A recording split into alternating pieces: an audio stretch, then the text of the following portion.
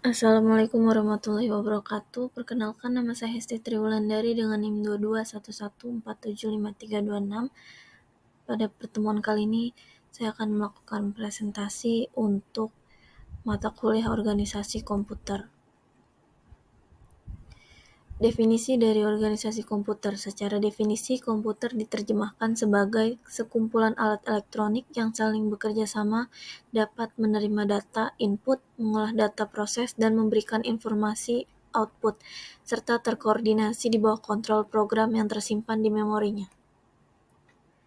Untuk pembahasannya sendiri ada dua, yaitu di organisasi dan arsitektur, kemudian struktur dan fungsi. Organisasi dan arsitektur mengacu pada unit operasional dan interkoneksinya yang mewujudkan spesifikasi arsitektur. Atribut organisasi mencakup detail perangkat keras yang transparan bagi pemrogram, seperti sinyal kontrol antar muka, antara komputer dan peripheral, dan teknologi memori yang digunakan.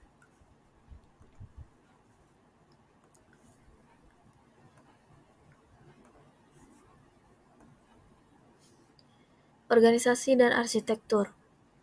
ISA mendefinisikan format instruksi, opcode instruksi register, instruksi dan memori data, efek instruksi yang dieksekusi pada register dan memori, dan algoritma untuk mengontrol eksekusi instruksi. Organisasi komputer mengacu pada unit operasional dan interkoneksinya yang mewujudkan spesifikasi arsitektur. Contoh atribut arsitektur termasuk set instruksi, jumlah bit yang digunakan untuk mewakili berbagai tipe data, misalnya angka dan karakter, mekanisme I/O, dan teknik untuk menangani memori. Atribut organisasi mencakup detail perangkat keras yang transparan bagi pemrogram, seperti sinyal kontrol antar muka, antara komputer dan peripheral, dan teknologi memori yang digunakan. Berikutnya ada struktur dan fungsi. Komputer adalah sistem yang kompleks. Komputer modern mengandung jutaan komponen elektronik dasar.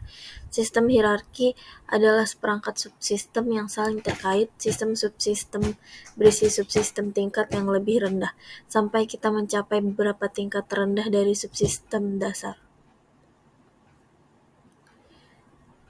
Struktur. Komponen-komponen yang saling berkaitan terdapat 4 struktur utama, yaitu CPU, yang tugas untuk mengontrol operasi komputer, membentuk fungsi-fungsi pengolah data, kemudian memori utama, penyimpanan data, kemudian input atau output, pemindah data, berikutnya yaitu sistem interkoneksi.